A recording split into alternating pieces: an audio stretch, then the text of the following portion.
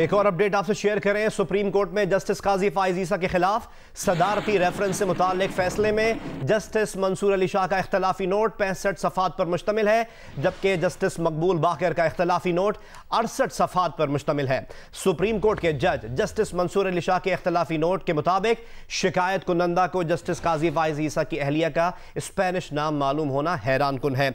मजीद क्या लिखा गया इस इख्तलाफी नोट में जानेंगे नुमाइंदा जियो न्यूज़ आसिफ बशीर चौधरी से। आसिफ, अपडेट कीजिएगा। जी बिल्कुल, जस्टिस मंसूर अली शाह और जस्टिस मकबूल बाकर जो हैं, इन दोनों के इख्तलाफी नोट आज जारी हुए हैं। जस्टिस काजी फाइज ईसा के खिलाफ जो हुकूमती रेफरेंस था उसके तफसीली फैसले के हवाले से जस्टिस मंसूर अली शाह ने 65 सफ़ात के अपने नोट में ये लिखा है कि आइन हर शहरी को हुकूमत की मुदाखलत के बगैर आज़ादी फराहम करता है और जस्टिस काजी फाइज ईसा की जायदादों का मामला FBR को भिजवाने का मतलब जजेस की फैमिली के मामलात पर जवाबदेह करना है। उन्होंने कहा कि जजेस की जवाबदेही का यह तस्वर कोड ऑफ कंडक्ट के बुनियादी असूल के खिलाफ है और ऐसे तस्वर का अदालती साख से कोई ताल्लुक नहीं है।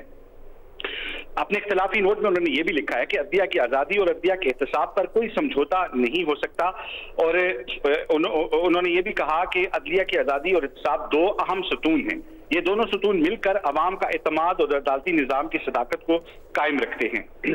इसके अलावा उन्होंने अपने फैसले में ये भी लिखा कि जस्टिस काजी फाइज ईसा की जो अहलिया का स्पेनिश नाम जो है वो शिकायत कुनंदा को मालूम होना भी बहुत हैरान कुन है।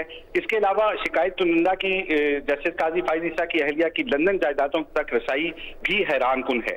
अपने फैसले में उन्होंने कहा है कि शहजाद अकबर ने ये नहीं बताया कि वहीद डोगर जो शिकायत कुनंदा है उनको ये सब कैसे मालूम हुआ। इसके अलावा उन्होंने कहा अपने इख्तलाफी नोट में कहा है कि वफाक का मौकफ है कि सहाफी को उसका सोर्स बताने पर मजबूर नहीं किया जा सकता। वफाकी हुकूमत का ये मौकफ दुरुस्त है। ताहम शिकायत कुनिंदा वहीद डोगर की ये तहकीकाती खबर किसी अखबार ने शाया नहीं की।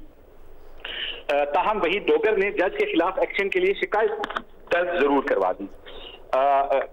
इसके अलावा उन्होंने मुतअद्दिद और भी सवालात जो हैं वो अपने इख्तलाफी नोट में उठाए हैं। उन्होंने ये कहा है कि रेफरेंस बदनीयती पर मबनी है और सदर मुमलिकत को रेफरेंस को मंजूर करके आगे भेजने का इख्तियार नहीं था।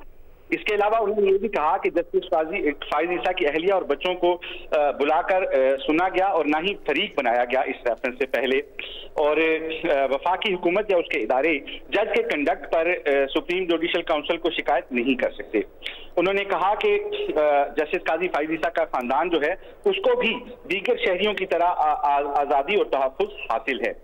इसके अलावा उन्होंने जस्टिस मंसूर अली शाह ने यह भी कहा है कि FBR की रिपोर्ट काउंसिल के सामने जज के खिलाफ एक नई शिकायत होगी और FBR को आर्टिकल 209 के तहत सदर को अप्रोच करने का इख्तियार नहीं है।